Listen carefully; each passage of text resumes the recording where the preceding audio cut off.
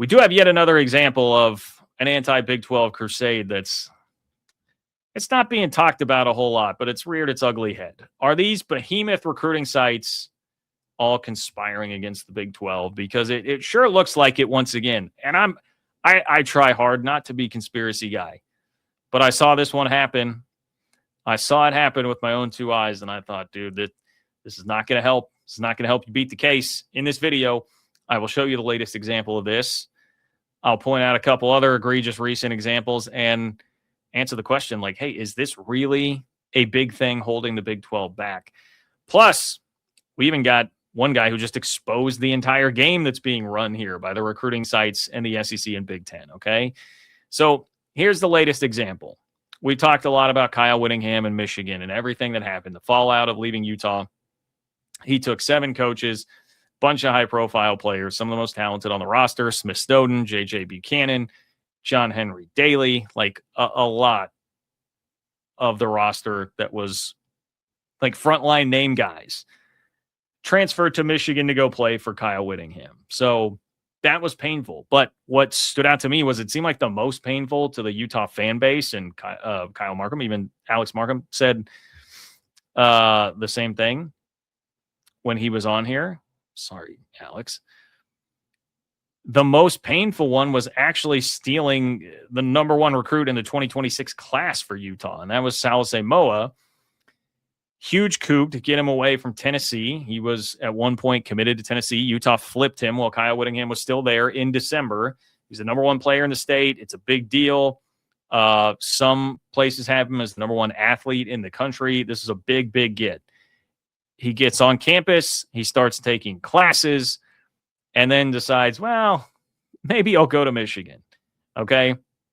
And this is what drew the ire of Mark Harlan, the athletic director at Utah, who then tweeted about it, took a lot of crap for it, probably rightfully so, right? It turned into a whole big thing, but that tells you how painful this one was, right? You lost this guy, your number 1 recruit, to Kyle Whittingham.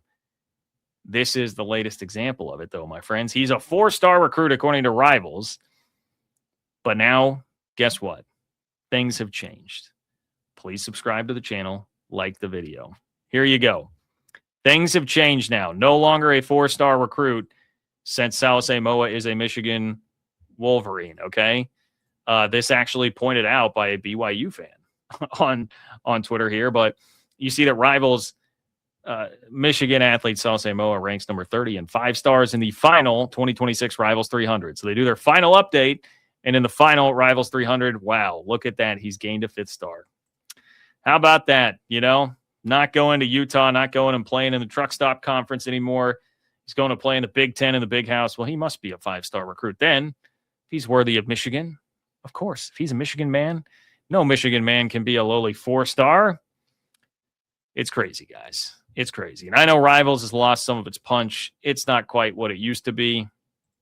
But it sure is frustrating to see this. It sure is frustrating. And all you have to do is go look in the comments of that tweet to find multiple other recent examples that people are pointing out. Ryder Lyons, I know, is one that BYU fans will immediately go to. Ryder Lyons dropping a star by some services after committing to BYU instead of, say, Oregon, was also after him very, very hotly. Jet Tamala, Iowa State quarterback commit. This was back when Matt Campbell was still there, but he was committed to Iowa State, was a 4-star quarterback, high-level recruit. But then he flipped to Alabama. And what do you suppose happened after Jet Tamala flipped to Alabama? He got a 5th star and is now a 5-star player. So I'm not even telling you here that this is all like a coordinated effort, but it definitely has ramifications that hurt the Big 12, okay? I don't think this is a bunch of people like that have a group chat from all the big sites. I don't think like Shannon Terry and whoever runs 24/7 Sports now are like texting like, all right, you see that? Like, make sure to drop this guy right now. He's committed to Michigan. I don't think it's anything like that. I just think it's the same thing that the Big 12 deals with all the time. It's this like unconscious bias toward the Big 10 and the SEC, right? And it does all wind up keeping the Big 12 down, even as I say that in the end, what really matters is who's pumping out the most talent to the NFL, and the Big 10 and the SEC still dominate that. Now, part of that is they've sucked away so many of the big name conferences. They have such a monopoly on those that, like, yeah, of course, the numbers are going to run up. I mean, they've just added more teams there, right? Like teams that are churning out generally more talent. The easy math is going to tell you they'll put more guys into the NFL. But I mean, that is ultimately, if you're going to measure a conference by talent, that's the ultimate tail of the tape on the talent, because the NFL doesn't care about stars or whatever. They just want to find dudes who can play. Okay. And that is true. I mean, the Big 12 is still pretty far behind there, but that doesn't mean that this doesn't still affect the Big 12. And I wanted to point this out because this reply came in and I thought, well, this guy's like kind of saying the quiet part out loud, right? I mean, he's just giving away what the entire game is here. So this lovely young gentleman, Brady, says a top tier athlete plus Michigan or Tennessee development and experience will project to a better NFL prospect than a Big 12 player. It's that simple. Now, as you can see, the kids would say he got ratioed. 16 replies to only 3 likes. That's getting ratioed pretty hard there. But his point here is like, well, yeah, if they're projecting what this guy's going to do at the NFL level, the fact that he went to Michigan or Tennessee to get that level of development, resources, et cetera, is going to make him a better NFL player. So there's the argument, and I guess that's what maybe some of these people would tell you. But, like, I don't know, it's the same coach, man. He was going to be the same staff. Like, literally the same staff would have coached him at Utah as opposed to now Michigan. Like, it really playing in the big, just playing in front of 100,000 people, playing in the big house makes that big of a difference. Like, that's why the star rating goes up. And hey, if that really is the case, that exposes how this is. It's just a system that the Big 12 can never win. Like, you can recruit the same guy and they're just automatically going to knock you down, and then your blue chip ratio gets worse, which means that Bud Elliott is never going to talk about you as a national championship contender, or people who believe in that same system are never going to vote you very high in the polls, which is going to hurt you when it comes to college football playoff time, like BYU, who's never starting with the high expectations, right?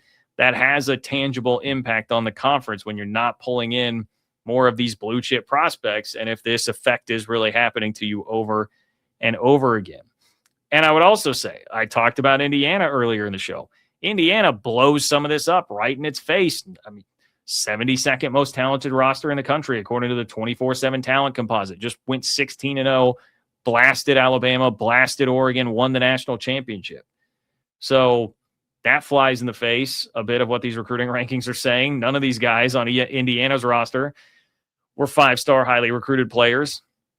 But yet there they are, just blowing people up. It didn't matter that they weren't at Michigan getting developed there, right? I mean, there is plenty of evidence to the contrary here.